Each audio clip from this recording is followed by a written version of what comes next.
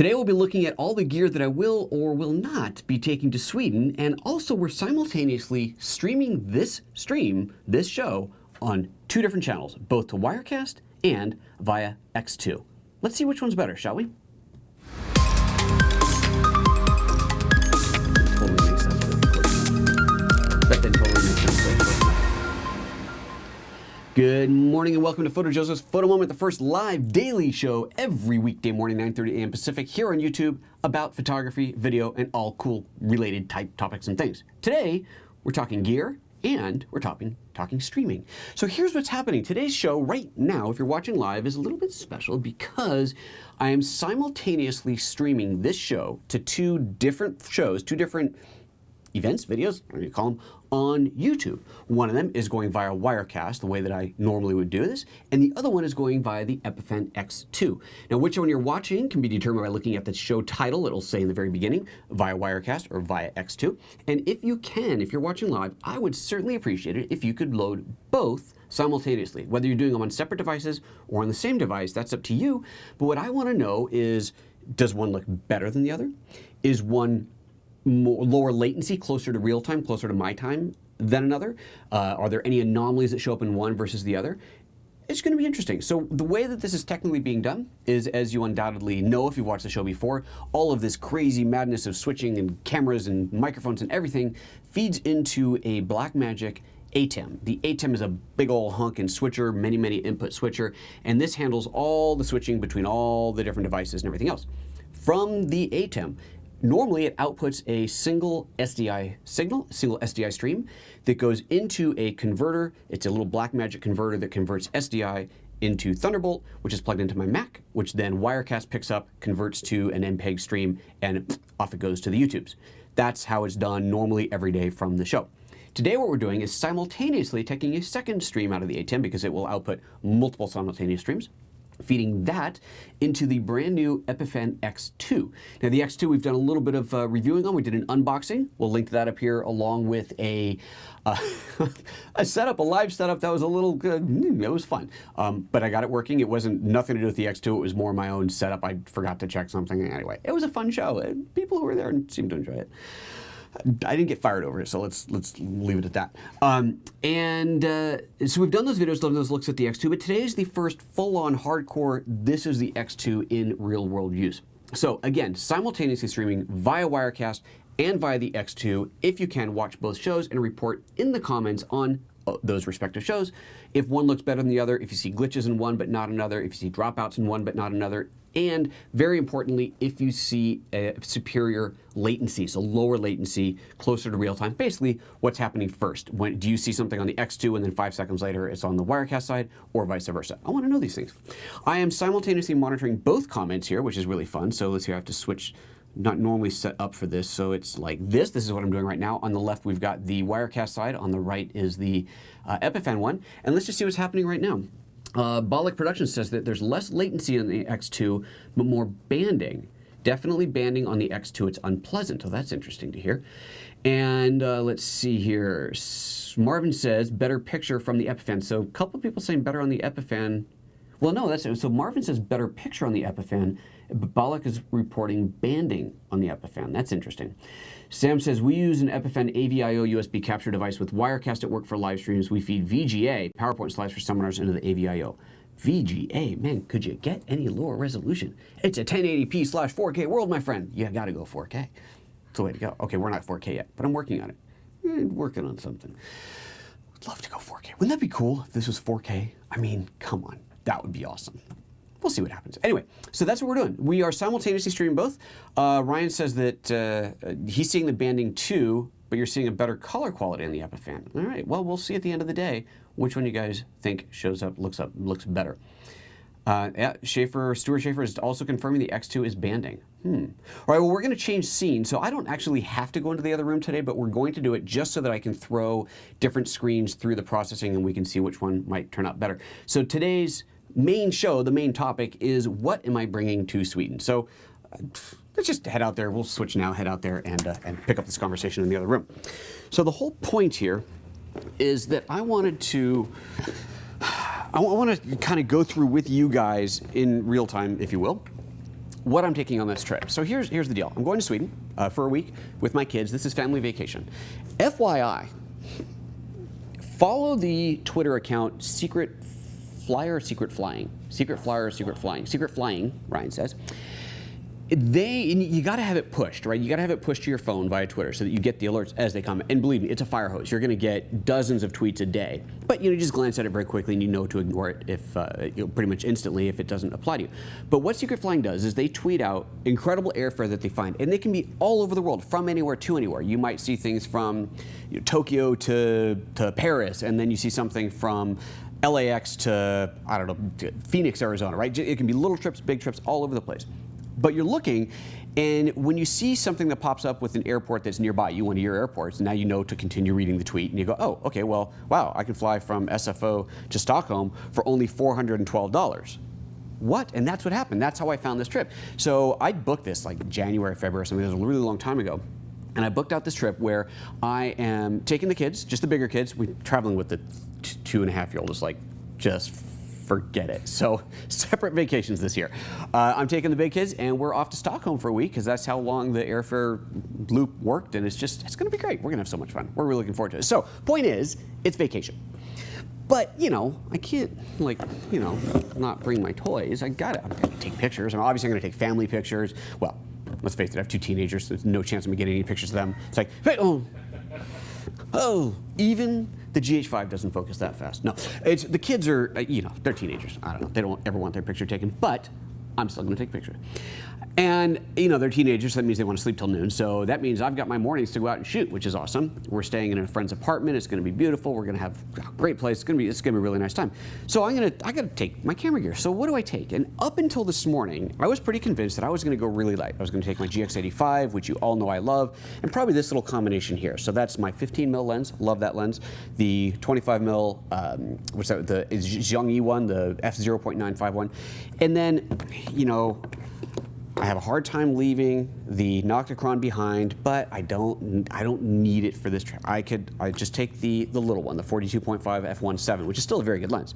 It's no Nocticron, but it's still a very good lens. So this is what I was going to take up until this morning, and then I thought, but I do want to kind of shoot video and vlog, and obviously I'm going to go live, and should I take the GH5? So this is my conundrum. Do I take the GH5 so that I have proper audio support and I can shoot video and I can shoot 4K 60p because I kind of like doing that, or do I say, you know what, any vlogging that I do is not going to be people talking, which it really probably isn't. It's just going to be video, beauty shots strung together to tell a little story. So maybe just the built-in audio in here is fine. I don't really care if I don't have good audio. Then I can't do 4K 60, but I can do 4K 30. I mean, do I really need to go slow motion? I don't know. Is that really important? Probably not. So this would be a lot smaller and lighter, but this is better. So I'm stuck, guys. I don't know what to do. Really don't know what to do. I'm going to go live. So let's set that aside for a minute. Actually, I need to bring up my my comments because I just realized I have no idea what's happening. Well, I can't see both chats anymore. So if you want to say something to me, do me a favor. Stick it into the Wirecast chat, because I'm going to pull that one up right now, and I will be monitoring that one if I can find it. And but you can still post in the other one, and I'll see it later. But to see it live, I got to do the Wirecast one. So let me pull this up real quick here. Marvin said in the Epiphan chat, just put food in front of your teenagers, you can take pictures. Just put food in front of your teenagers and you can take pictures. Yeah, believe me, taking pictures. Oh, no connection. Oh, good. My iPad's telling me that I'm not online. Super. Taking pictures of my kids while they're eating, they know where I sleep, all right? Let's not get carried away. All right, current live streams, here we go. Wirecast, let's see, now it's working. I just had to force quit the YouTube for some reason. All right, there's the chat coming up again. Chris Fenwick saying, once again with the super nerdy tech test, you never let up. No. I mean, come on, that's part of what keeps this show fun, right? Marvin says, taking pictures of teenagers is easy. Oh, easy, just put food down in front of the, yeah, well, there you go. Okay. All right, let's talk about the other stuff that I'll be doing. So clearly, I can't just go to shoot video and shoot. I got to stream, I got to live stream. I can't be offline for a week and a half. That's no fun. I want to share what's going on. Maybe I'll live stream some sunrises. I don't know. Anyway, so I'm going to take a couple things for streaming. I am, of course, going to take the lovely little Mevo, because let's face it, this thing is dead easy to use. It's awesome. It just works all the time. If I want to go online, push a button, fire up the iPhone, and I got a great signal, better than just going from the iPhone itself. So I basically don't go anywhere without this now. This is just done deal. This is coming with me. That is not open for debate. And then I'm doing it. I'm taking the Teradek VidiU, and here's why. I have been playing with, and I'm going to do a show on this. I might record a show later today and then just release it sometime when I can't go live. But I've been playing with this app called Live Air that's from Teradek that allows you to control on the iPad. It's a whole switching interface. And the free version actually does quite a bit, but I might have to go for the paid version just to get enough layers and channels to do what I want. But I can take my GH5, or I could also use this guy, use the GX85. Feed the video into here, right? And I could feed my audio into this, right? So I can feed my audio into this if I use powered audio. We know we discovered that the hard way last week or 2 weeks ago. Anyway, so I could feed my video and audio into this, and then this connects to the iPad, and the iPad sees this video stream. But then I can do things like add my lower third banner. I can add openings, show graphics. I don't have to just go live and turn off the, go live and go not live, go live and go dead. That sounds terrible. I can actually do the switching, and I can load up pictures. I go, oh, I want to show you this picture that I shot yesterday, and I can pull that up. So I can do all that from Live Air. It's a whole switching interface built into the iPad. Really, really cool. So I've been playing with it, and I'm digging it. So I think I'm going to do that in case I want to do a bigger production. So that means I'm going to take this, but this is small and light, and I'll take the Mevo. So there's my live stuff. That's got to go with me. Obviously, the spark's coming. Come on, let's face it. I'm not going anywhere without this. And by the way, I found a nice way to travel with this thing. You'll notice I've taken the propellers off. This right here is just a little AA battery holder. I think it probably came with some batteries that I bought at some point, some rechargeables. But my little propellers fit perfectly in here, just nicely kind of crisscrossed, and kind of sort of see that, nicely crisscrossed in there, and perfect way to protect them. And then this thing, what's really cool is even when I put it in my bag, I don't worry about this too much because, if you can see this, but the legs go out farther than the camera. So it's obviously not the greatest protection in the world just putting it in here like this, but it's fine. Then taking off the propellers is good. I finally broke my first propeller, but not because I flew into a tree, because I had this in my bag with the propellers on. And it wasn't even the regular propeller that broke, the blade that broke. It was one of the little tiny feet that snapped off. So I'm doing pretty good with propellers, actually. So that has to come with me. All right, so we got that. So I'm not gonna take the Nocticron. As much as it pains me, I won't take that. I gotta take my extra battery for the iPhone because, I cheat through my iPhone battery in a day. This big battery pack, there's so many of these on the market now. I've had this one for quite a few years from a company called RAV Power. What is this thing? 15,000 milliamp hours. This will allow me to recharge my devices a couple of times. I won't carry this around with me, but I'll take it with me, especially on the plane, because you never know, oh, maybe the charger on the plane doesn't work, or there's not enough ports, or you're stuck on a layover or something. God only knows. But this is a must-have for the flight. So that'll get used on the flight there and back, and that's probably about it. Leave it in the room otherwise. SD card reader. Oh, so, well, here, before we get into that, let's get into something really important. Taking the iPad Pro, not taking my laptop. This is a big step. It's a big step for me. I'm not taking the laptop because I don't want to carry the weight. I don't need it. I'm not working. I'm there on vacation. But I want to be able to edit my photos. I want to be able to edit my video. Well, we've seen, what's the software that I use now? I forget what it's called. The Lumu something power. Is that right? For my video editing, let me see, Luma Fusion, that's the one. So Luma Fusion that I'm using now for editing, it's no Final Cut, but it's pretty freaking incredible. And this is all on the iPad, so I'll be using LumaFusion to do any video editing that I want to do. I've got Lightroom Mobile on here. Keep in mind that with Lightroom Mobile, when I load my raw files into here, those raw files do get synced up to the cloud, and at that point, the original raw file can be removed from the iPad, freeing up space. Now, if you're confused about that workflow, I had intended to do a whole workflow video around it, and I started recording it, and I just haven't finished yet because it's a big thing. I'm going to watch my podcast interview that I did with Lightroom guys. This beginning of season 2 of the podcast, but we'll link to it up here. But if you look at the PhotoApps.expert podcast, I did an interview with Adobe, and we talked about Lightroom Mobile and the entire workflow there, and it's really, really informative. I'm going to watch it again just to make sure I haven't forgotten anything important. But I can travel just with this and shoot raw, edit on here, obviously output and share anything that I want, and know that my raw files are backed up safely to Adobe Cloud. So that's pretty cool. So I'll be doing that, which means, of course, that I need to be able to ingest my raw files. So that's the SD card reader. That's the little SD to micro SD or whatever it's called, so that I can pull in pictures off the Spark. So there's that. I will travel with the LTE modem. Now my T-Mobile plan gives me LTE all over the world. Pretty awesome there. So I will use this so that I can very, very cleanly go online from this. So remember, this is my little Teradek along with this thing there. Now you might be asking, why not take the X2? Since obviously I'm doing the show by the X2 right now. Because I don't have all the switching control and power that I want through the iPad, and it's kind of unproven at this point. I haven't used it enough. I know this will do what I want it to do. This does more. I mean, this costs 3.5 times as much, so it should do more. But that's what I'm going to take on this trip. That's what I'm taking on this trip. Okay, so let's see what's going on in the comments here. Oops, wrong screen. And see if you guys have any opinions to share on this matter. Oh, let's see here. Ben5 Shuttle says, you're a gadget man. It has to be the GH5. You know it has to be. But this is so nice. You know how nice it is to travel with something so small? And if I do this, if I go with the GH5, then I'm probably going to do the 12 to 60. So now suddenly this is the camera that I'm taking everywhere. Whereas if I take this, I wouldn't take the 12 to 60. I'd go with a couple of primes. Not that I couldn't do the prime, but anyway, it's just smaller, and I don't know. I'm leaning towards this because I can use this. I can use this through my live streaming. I can. It works. The only thing that the two things that I would miss, that I personally would miss on that, would be well, I guess 3 things. Slightly higher resolution files, right? The 20 megapixel. But I've been okay. I mean, I'm just perfectly happy with the files off of this forever. I mean, I love this camera. No audio input and no 60p. Oh, this is tough, man. Why are you guys making me make this decision? Bollock says GH5, not a debate, GH5 period. Wow, well, somebody's making my decision for me. Stuart is saying that Wirecast seems to be running smoother for me on the iPhone 7 Plus versus iPad Pro with X2. What do you mean by smoother, Stuart? Are you seeing dropouts, hiccups, glitches? What are you seeing on the X2 that makes you say that? Please clarify. Marvin says, I love my GH5, but I'd agree with the GX85. See, now you guys are really making it hard. God, you're supposed to make this decision easier. Ben says, I know what you mean. I've been trying out the GX80 this afternoon. The GX80 is the European version of the GX85. It's a bitchin' little camera. I love this thing. Love it, love it, love it. Anyway, so that's the primary gear. And then, of course, depending on what I take, then you got to pick a bag.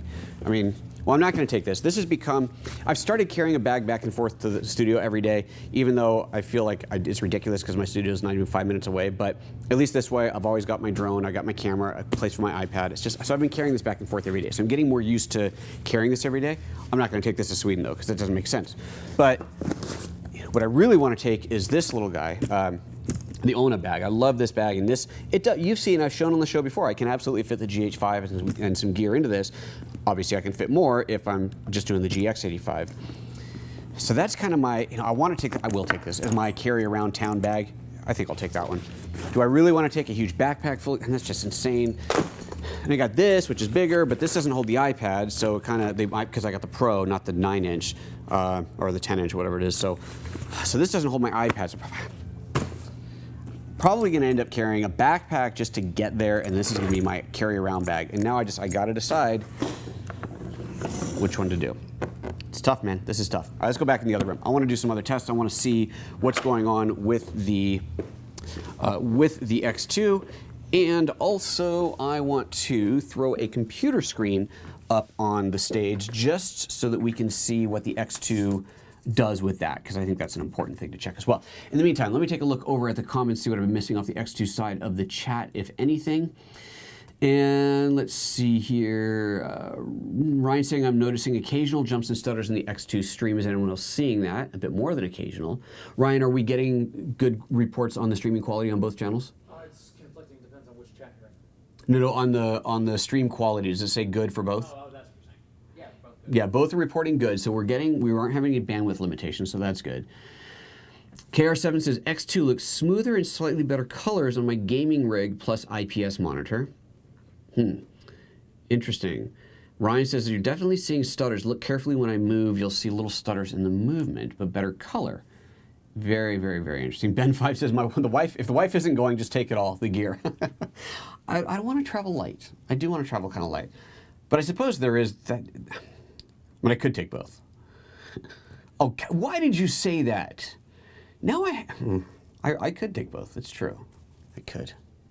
God, is that a terrible idea? Marvin says, what fits in your everyday bag? So my everyday bag right now would normally have the GX85 and a couple of lenses, the Spark, the iPad Pro, my audio kit, which is, I didn't show it out there, but it's that little clear bag where I keep my couple of lav mics and the splitter. So if I want to do a 2-mic setup, that's all in there. And that's a tiny little bag. And then batteries and what else? The Apple Pencil and my SD card reader. That's about it. That's about it. That's what's in my kind of everyday bag. Stuart says the iPad keeps dropping off with the X2. I'm assuming not 2X. iPhone with Wirecast and so far no issues. Interesting. Well, Epiphan is watching live. I'm curious what you think of the quality difference as well. Now, to be fair, let's just, I probably should have said this at the beginning, let's talk about what the difference is between the two streaming solutions. So we got Wirecast, which is a $500, I think, piece of software running on a 5K iMac. And so we're talking there, the iMac's what, $2,500 or something like that. So basically $3,000, plus we need to have the SDI converter, so that's another couple $100 there.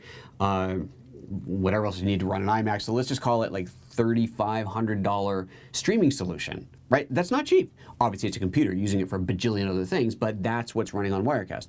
The X2 is a $300 dedicated piece of hardware, lightweight, portable, not battery powered. You do still need to plug it into the mains or plug it into some kind of a power supply, but it is a dedicated streaming device, much less expensive, but presumably has much less computing power to it. So in theory, the iMac should be able to, if Wirecast is doing a good job, should be able to encode a better quality signal. But who knows? You know, and the Wirecast can go crazy for any other number of reasons. Something else happening on the computer. I had to stop a render that was happening in compressor before we could go live because it was taking too much CPU power. You know, you never know. You never know. So differences there. I am curious what Epiphan thinks, though. If Epiphan thinks that I should be getting a better image quality through the X2, or if this is to be expected, that the X2 would be slightly inferior video quality because of its limited processing power versus the Wirecast via the iMac solution. Okay, let's. I'm just going to bring up what am I going to bring up? There's something over here. What do we want to talk about? Give me a product. Give me a product to look at, guys. I just want to pull up a web page. I just want to get a computer screen on here. Actually, let's just launch Lightroom. That'll be good. Actually, that's what I'll do. I don't need a product. I'm going to launch Lightroom on here. I'm going to, we'll look at some pictures and see what the interface differences look like. What have I got here? I'll get the wildlife safari pictures. Let's pull these up. So switch over to the Mac. Let's go full. Actually, I'm not going to go full screen. We'll leave this up so that as I move around, basically, again, I'm just watching. I want you guys to tell me as you're looking at any screen tearing, any anomalies that you get on one that you're not getting on another, or vice versa. So these are the pictures from that wildlife safari jaunt that I did. These are all taken with that Lumix Panasonic Leica. There's the word I was looking for, the Leica 100 to 400 lens. This is in Oregon. If you didn't see this, if you missed that show, by the way, if you missed that show, incidentally, we'll link to that up here. This was fun because I imported all these pictures. We looked at them comparing, not comparing, but just looking at the photos off of that 100 to 400 lens. Slick lens. I had to send it back. It was very sad. It had to go away, but I don't need it, so it is what it is. All right, so let's hear. So this is the wildlife safari in Oregon. If you're looking for a place to go see wild animals and you don't want to fly all the way to Africa, this is not a bad option. Look at that. Look at that. Or what? Or San Diego. Oh, right, San Diego. Well, San Diego's closer than Africa, but there's a good picture of this little guy. There we go. Little baby emu. Look at the little baby emu. Isn't that cute? Very, very cute. Okay, now let's see here. I want to see what's going on with the chat. People are saying, Ben Balak says X2 is definitely clearer. You see it on the text, but it's still banding.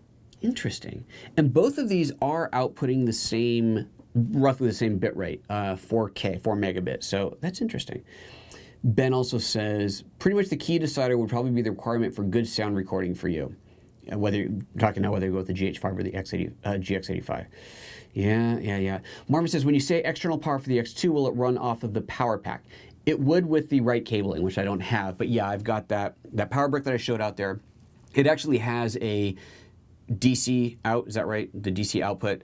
So if I got the right cable to plug into that end and then the other cable to plug into the X2 end, it should work. Oh, maybe you need a power, not modulator. What do you call that? You know, I don't know. I don't see what, you'd have to have the right adapters. You'd have to have the right conversion kit. Epiphan, please clarify, what would it take to run the X2 remotely, totally, you know, off of some type of battery power? What would that require? Someone told me that you had a video of that on the Epiphan site, but I couldn't find it, so I probably just missed that. But let me know, Epiphan, I know you're in the chat here. Okay, Epiphan says, this also depends on settings. What are the encoding settings between the two systems? Are they more or less the same? Yes, they're more or less the same. The, again, the Epiphan is set to the Epiphan X2 is set to 4 megabit at 1080p, so the highest quality possible off of the X2. Wirecast is set to equivalent, it might be a little under 4 megabit, but it's right around 4 megabit, also 1080p, of course. So there's that. Epiphan is also saying it would work from the USB battery. Let me switch up to this, we'll put it up here. It would work from the USB battery. The X2 is 5 volt. Ideally, you want a USB power supply with 2.5 to 3 amps. Perfect. Well, there you go. So with those specs, 5 volts, 2.5 to 3 amps, you should be able to run this guy off of a battery pack. So that's great. That's very cool. Bollock says, yellowish skin tone on the X2. Interesting, interesting. And bigger delay on Wirecast, Marvin is saying. Interesting. So that's, so it's like each one has got better in some areas, worse than others. Ooh, that's frustrating. Interesting, interesting. Okay. All right, well, I think that's pretty much everything we want to talk about. Anything else you guys want to talk about today, or we're going to bail out of here? I got a bunch to do to get ready for this trip. Like I said, I'm going to try and record a couple other episodes today that I can upload so that on days when I can't go live, I have something to release, but no promises, because it's also Poets Day, right? Isn't that, was it Marvin that says that? Piss off everyone tomorrow, Saturday. And my wife's getting off work early today. I'm definitely thinking that we got this winery in our future this afternoon. So I don't know how much work I'm actually going to get done today, but got to do something. What? I had no idea that's what Poets Day. I know, I had to ask him. He kept saying Poets Day. What is Poets Day? And that's what he said. Piss off everyone tomorrow, Saturday. I love it. I think it's fantastic. All right, guys. Bigger delay on the Wirecast is what Marvin is confirming. I think we're going to call it there. Thank you very much there. Marvin says, easy decision, $300 versus $3,500. Well, okay. All right, let's back up for a second. So, and now we're talking X2 versus Wirecast. Easy decision, X2 versus Wirecast, but he's calling Wirecast $3,500, which is true because you have to have the computer, but odds are you already own a computer, right? It's not like you have to go out and buy a computer just for Wirecast. You probably already have one. Wirecast does have their Play version, which is a free version. It's limited to just YouTube, and I don't know what other limitations it has, but there is that. But the full paid version is more expensive than the hardware. Epiphan says, not going to complain about winning the latency game. Awesome, but YouTube transcoding can play a role in all of this as well. Of course. Of course, and we can gladly do another test on this, do this again, a simultaneous broadcast when I'm back from my trip and see if there's any difference there. In fact, we'll do that. If Epiphan, if you're willing to let me keep this thing for another couple of weeks and I can ship it back when I get back from my trip, then we can run another test then. I'm glad to do that. I think this is really, really interesting to see. And it's helpful for the folks out there. So there you go. Yeah, I think that's it. Is that it? Anything else we want to talk about? Yeah. We'll figure it out. Take care of yourselves, everybody. I hope you have a wonderful weekend, because remember, today's Friday, tomorrow's Saturday, and weekends are meant for having a good time. Take care, folks. See you later. Hey, don't forget to thumbs up the video, because you know this one rocked. See ya. Bye-bye.